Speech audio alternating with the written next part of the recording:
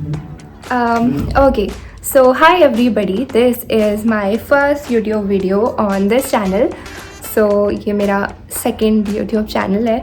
मेरा एक और YouTube channel है, that is an educational channel, Ecophilia. Okay, so there are so many people जो मुझे Instagram के थ्रू जानते होंगे, तो उनके लिए भी एक इंट्रोडक्शन वीडियो है. जो मुझे इकोफिलिया से जानते होंगे उनके लिए भी एक इंट्रोडक्शन वीडियो है ये. एंड जो बहुत सारे लोग होंगे जो मुझे इस न्यू चैनल से जानेंगे तो उनके लिए भी ये एक मेरा ब्रीफ इंट्रोडक्शन है एग्जैक्टली कि क्या सब चल रहा है, मैं क्या चल रहा है अभी लाइफ में, क्या हो रहा है ऐसे वाला. तो let's begin with a very short story that when I was in my graduation, उस टाइम पे कोविड चल रहा था, तो बहुत सारी चीज़ें हैं जो मैंने उतनी डेप्थ में नहीं पढ़ी थी फोकस होकर, क्योंकि वी ऑल नो कोविड में हम चीटिंग भी कर सकते हैं थोड़ी बहुत. तो ऑनलाइन पेपर हुआ था एक सेमेस्टर में, है ना. तो बहुत सारे टॉपिक्स थे जो मैं उस टाइम पे ध्यान नहीं दे पाई थी उतना. तो जब मैं पोस्ट ग्रेजुएशन में गई तो बहुत सारे टॉपिक्स ऑफकोर्स लिंक हो रहे थे इकोनॉमिक्स के, तो मुझे ग्रेजुएशन फिर से पढ़नी पड़ी पोस्ट ग्रेजुएशन में खुद से. तो अब मैं उन चीज़ों को उतना मेमोराइज़ नहीं कर पा रही थी, खुद से पढ़ रही थी, एकदम से सारी चीज़ें याद नहीं हो रही थी, बैठ नहीं रही थी दिमाग में. तो मुझे किसी ने सजेस्ट करा, घर में बड़े भी बोलते हैं ऐसा बहुत ज़्यादा कि अगर ऑफ कोर्स हमें कुछ मेमोराइज़ करना होता है एक लंबे समय के लिए तो हम किसी को पढ़ा दें तो हमें बहुत ज़्यादा दिमाग में बैठ जाती है चीज़ें. मेरे से कौन इकोनॉमिक्स पढ़ रहा था उस टाइम पे, क्योंकि ऑब्वियसली इतनी ईजिली थोड़ी कोई इकोनॉमिक्स स्टूडेंट्स मिलते हैं. तो मैंने जो है अपना लेक्चर जो भी मैं पढ़ रही थी ग्रेजुएशन के टॉपिक्स इकोनॉमिक्स के सेमेस्टर 1, 2, 3 से मैंने इसे स्टार्ट किया.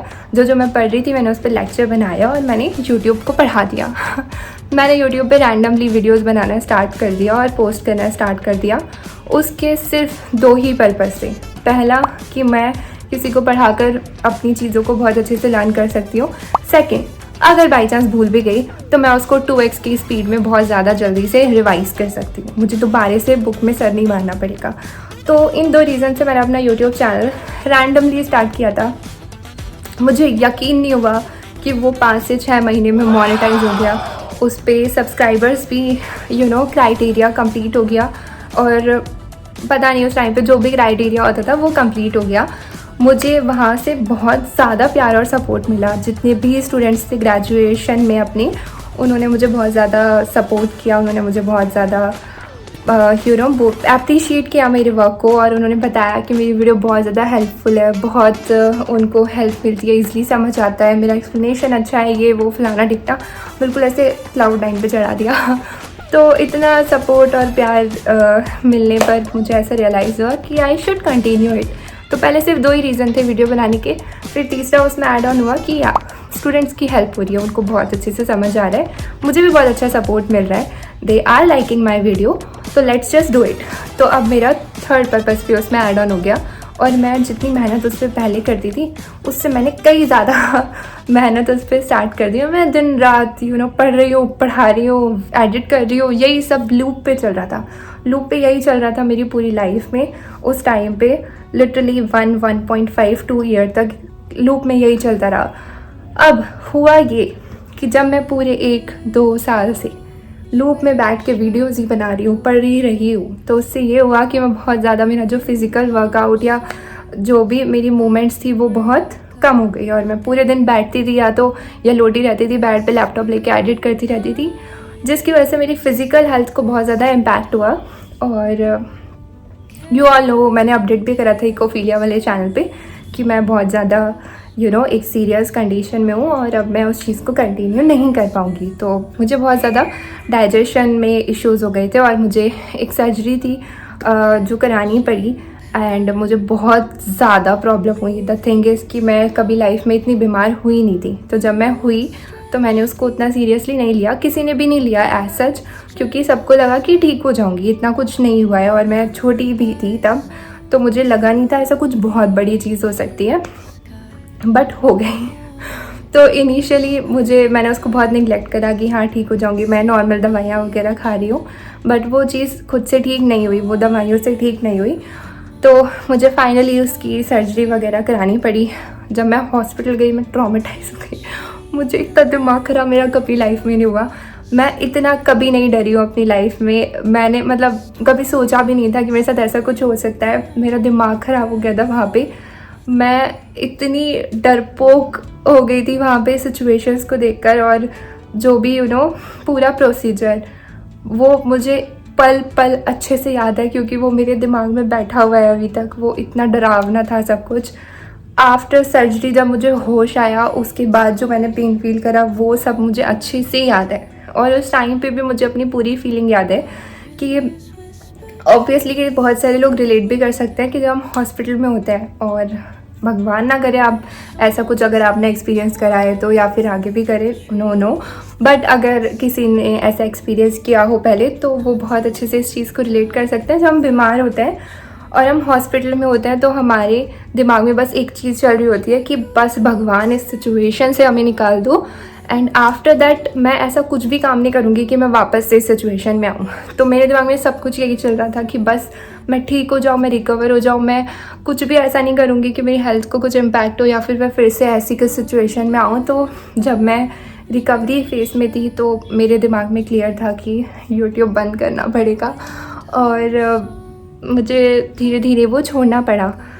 हाँ, मेरे लिए बहुत बुरा था ये। मैंने बहुत ज़्यादा सोचा इस बारे में, बहुत बार ट्राई भी करा, आप देख भी सकते हो। वहाँ पे मैंने 10 बार पूछा कि ओके, और मैंने इतना बार टेलीग्राम पे भी बोला कि ओके मैं कंटिन्यू करूँगी शायद से ये वो, क्योंकि मैंने कोशिश बहुत बार करी कंटिन्यू करने की, बट मैं उसे उस पेज पे नहीं कर पाई, क्योंकि एक सिंगल पर्सन एक एजुकेशनल चैनल को नहीं चला सकता है, क्योंकि हमें लेक्चर रिकॉर्ड करने से पहले प्लानिंग करनी पड़ती है, फिर उसकी प्रिपरेशन करनी पड़ती है, फिर लेक्चर रिकॉर्ड करना पड़ता है, फिर उसको एडिट करना पड़ता है, फिर उसको अपलोड करो, सुनो बहुत, और अपलोड उसको एडिट करने के बाद जब सुनना होता है ना, तो आई नो वो बहुत अच्छे लेक्चर्स होते हैं, बट वो 2 घंटे अपने आप को सुनना भी थोड़ा मन नहीं करता है। तो बहुत लंबा प्रोसीजर होता है, वो एक इंसान के लिए मुझे नहीं लगता अच्छा आइडिया है, तो मैं नहीं कर पाई उससे कंटिन्यू, एंड मुझे बहुत खाली खाली लगा मतलब हाँ, ये तो मैं बताने ही भूल गई। तो मैं बस अपना जो है इकोनॉमिक्स में मैंने अपना पढ़ रही थी। मैंने ग्रेजुएशन पोस्ट ग्रेजुएशन इकोनॉमिक्स में करी है। मैंने सोचा पीएचडी वगैरह इकोनॉमिक्स में ही करूँगी और इकोनॉमिक्स पढ़ूँगी, मुझे मज़ा आता था बस। लेकिन जब मैंने यूट्यूब चैनल स्टार्ट किया तो आई रियलाइज्ड कि मुझे इकोनॉमिक्स पढ़ाना बहुत ज़्यादा अच्छा लगता है। तो मुझे वहाँ से क्लियरिटी मिली कि अच्छा मुझे शायद इकोनॉमिक्स की टीचर बनना चाहिए। तो मुझे बहुत मज़ा आ रहा था उसमें। फिर मेरा ऑफ कोर्स रिकवरी फेज चल रहा था तो मैंने बंद कर दिया। तो आई जस्ट रियलाइज़ कि अब ठीक तो होना पड़ेगा, पूरे दिन बेड पे नहीं रह सकते। अब ये वाला आइडिया तो बिल्कुल नहीं चलने वाला है कि मैं यूट्यूबर बन जाऊँ और मैं एक एजुकेशनल चैनल चलाऊँ। तो मैंने स्विच मारा और मैंने एक स्कूल ज्वाइन कर लिया। हाँ, अब एक और थिंग, अगर कोई इंसान जो है फिज़िकली बीमार होता है ना तो उसकी मेंटल हेल्थ ऑटोमेटिकली ख़राब हो जाती है, और वाइसा वर्सा भी है कि अगर तुम्हारी मेंटल हेल्थ ख़राब है तो फिज़िकल को वो डैमेज करेगा ही एक टाइम बाद। ओके, तो मैं क्योंकि मेरी फिज़िकल ख़राब थी तो मेरी मेंटल बहुत ज़्यादा ख़राब हो गई थी और मुझे बहुत ज़्यादा प्रॉब्लम हो रही थी मेंटली। मैं बहुत सैड रहती थी और थोड़ी डिप्रेस भी रहती थी, बहुत सारी चीज़ों को लेके। कंटिन्यू रिकवरी के बाद भी मुझे प्रॉब्लम्स रहती थी, तो मैं खुशी नहीं रहती थी, मुझे मज़ा नहीं आ रहा था अपनी लाइफ में बिल्कुल भी।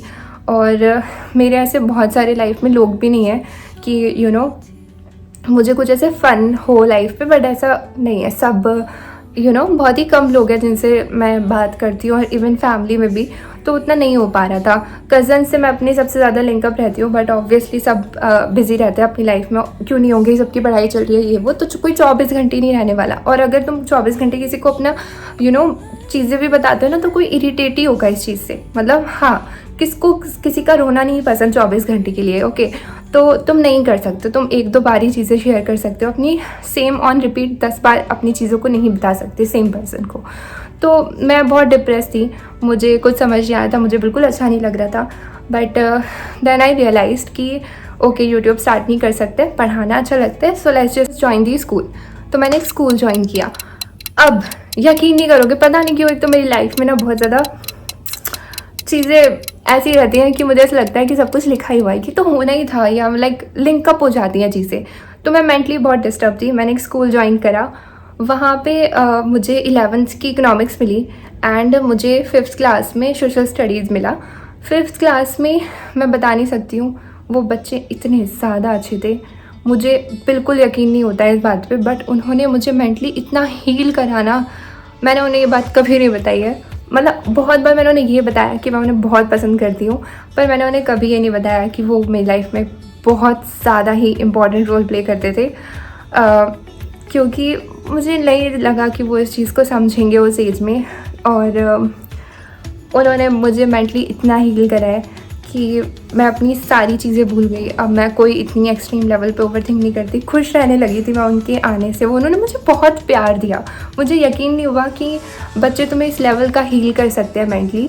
तो उनके आने से मेरी लाइफ बहुत इन अ गुड वे चेंज हुई।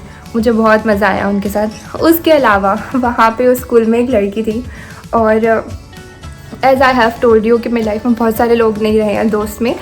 तो मुझे ऐसा हमेशा लगता था कि यार अब मैं इतनी बड़ी हो गई हूँ, मुझे कहाँ ही कोई अब दोस्त वोस्त मिलेगी। और मुझे बहुत ऐसा डर भी लगता है, ऐसा मुझे बहुत ट्रस्ट इशू वाले थोड़े से हैं चीज़ें, और मुझे इतनी जल्दी ओपन अप नहीं होती हूँ मैं बाहर के लोगों से।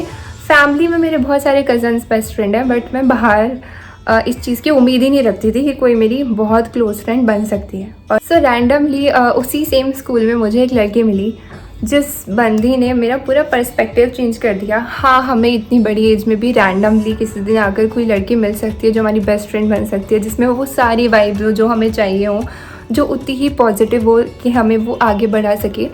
तो वो पता नहीं यार, उससे मैं जाती इतनी खुलने मिलने लगी। वो उसने मेरी लाइफ में ऐसे खुशियाँ ही खुशियाँ भर दी लिटरली। वो बच्चे इतने अच्छे थे। वहाँ पे मुझे जो कोवर्कर मिली एक लड़की, वो बहुत ज़्यादा अच्छी थी। उसने मुझे इतना मोटिवेट करा। मैं उस टाइम पे अपना इंस्टाग्राम मैंने जस्ट ओपन करा था, और मैं बहुत कॉन्फिडेंट नहीं थी कि मैं उस पर कुछ डालूँ या नहीं डालूँ, कंटिन्यू करूँ या नहीं करूँ। उसने मुझे इतना मोटिवेट करा, इतना पुश किया कि मैंने उस चैनल को बहुत अच्छे से कंटिन्यू करा, और वो चैनल भी ग्रो हो गया। तो मैं बहुत ज़्यादा खुश थी इस बात से। वो जो लड़की है वो मुझसे बहुत दूर रहती है, और मैं बहुत दूर रहती हूँ उससे। मुझे पता भी नहीं है हम कब मिलेंगे, कभी फ्यूचर में मिलेंगे भी या नहीं मिलेंगे, बट स्टिल मैं उससे बहुत कनेक्टेड हूँ, और मैं खुश हूँ कि वो भी मुझसे उतनी कनेक्टेड है। हम कभी भी बात करते हैं तो हम पूरी सारी बातें करते हैं दिल खोल के। मैं उसे सारी चीज़ें बताती हूँ अपनी। तो या उसका बहुत इम्पॉर्टेंट रोल रहा है मेरी लाइफ में, और उन बच्चों का भी बहुत इम्पॉर्टेंट रोल रहा है मेरी लाइफ में। और उसके आने से मैं बोल सकती हूँ कि हाँ, मैंने बहुत अच्छे से कंटिन्यू करा अपना इंस्टाग्राम, वरना मैं उसको कभी भी बंद कर सकती थी। और मेरा इंस्टाग्राम भी बहुत अच्छे से ग्रो हुआ, और मुझे बहुत मज़ा आने लगा। अब मैं बहुत यूज्ड हूँ वीडियो बनाने से। तो मैंने सोचा कि मैं एक अपना यूट्यूब चैनल ओपन करती हूँ। इवन दो मेरा ऑलरेडी एक यूट्यूब चैनल था, बट मैंने सोचा कि वो एक एजुकेशनल चैनल है जिस पे मैं कोई भी एंटरटेनिंग कंटेंट नहीं पोस्ट करना चाहती। तो उसके लिए मैंने ये अपना एक न्यू यूट्यूब चैनल बनाया है, और आई होप कि मुझे इस पे भी इतना ही प्यार मिलेगा जितना मुझे अपनी बाकी 2 प्लेटफॉर्म पे मिलता है। एंड आई एम होपिंग कि ये उतना ही अच्छा जाएगा या उससे भी अच्छा जाएगा जितने मेरे बाकी 2 प्लेटफॉर्म हैं। और yeah I am very excited to start something new here. So yeah that's it for this video. मिलते हैं हम नेक्स्ट वीडियो में। I don't know about the theme of the next video, but I know you will gonna love it. Bye.